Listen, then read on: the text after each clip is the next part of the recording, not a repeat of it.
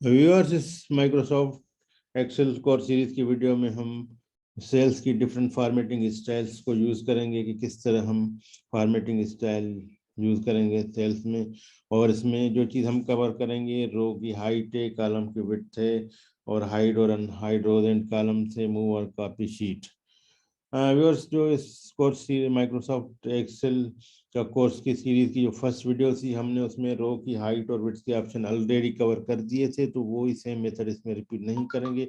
इसमें उसके दूसरे मेथड्स यूज करेंगे, किस तरह हम रो की हाइट और विड्थ को बढ़ा सकते हैं। जिस रो या हाइट को, जिस भी रो या की हाइट या कॉलम की विड्थ हमें इंक्रीज करनी है, पहले वहाँ हम उस रो पर या कॉलम पर क्लिक करेंगे।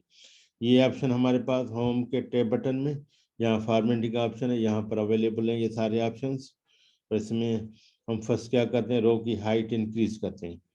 तो रो हाइट पर क्लिक करें, यहाँ पर 15 है, हम इसको 30 कर देते हैं।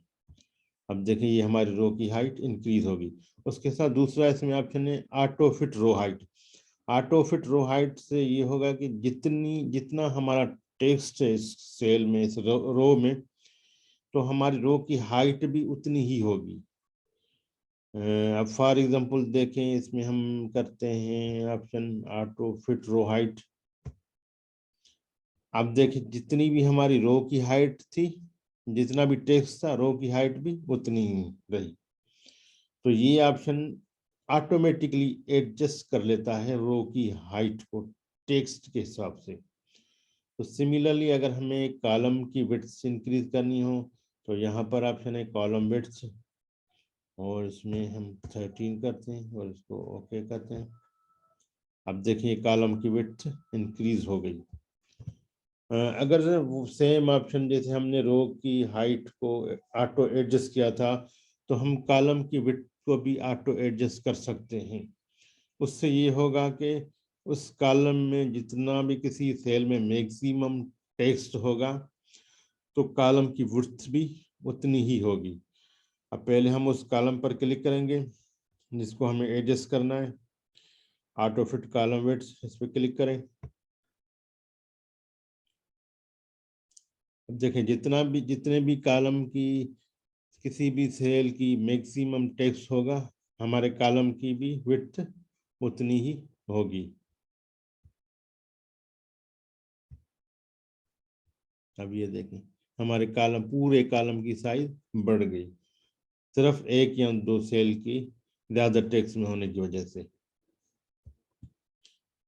तो इस तरह अगर हमें कोई रोज या कोई कॉलम हाइड करने हो, तो उसके लिए हम क्या करेंगे, पहले उस रो को सिलेक्ट करेंगे। सिलेक्ट करने के बाद फॉर्मेट के ऑप्शन पर आ जाएं, यहाँ पर हाइड एंड अनहाइड का ऑप्शन है। हमें क्या करना है, ये वाली रो हाइड करनी है, तो हाइड रो पर क्लिक करें। अब ये हमारी रो हाइड हो गई है, डिलीट नहीं होगी, मतलब हमारी जो भी डेटा है, जो कुछ इसमें है, वो सब कुछ अवेलेबल है, लेकिन ये रो अभी विजिबल नहीं है, हमें नजर नहीं आएगी।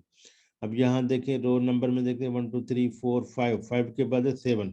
अब इसका मतलब है कि हमारी जो 6 रो है वो हाइड हो गई।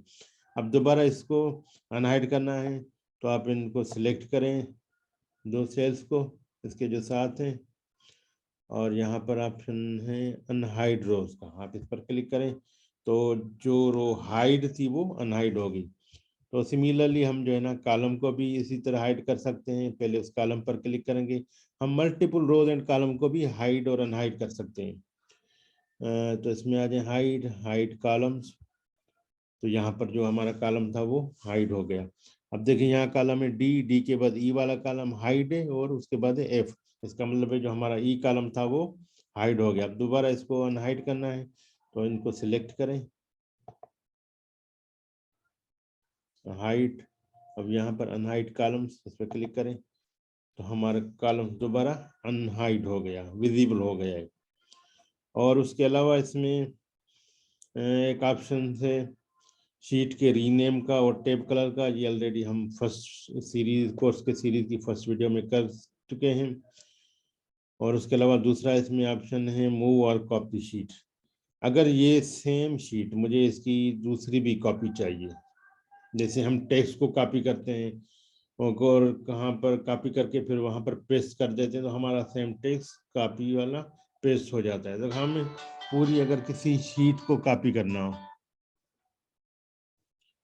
तो उसके लिए हम क्या करेंगे, पहले उस शीट पर क्लिक करेंगे और यहाँ पर आप आ जाएं।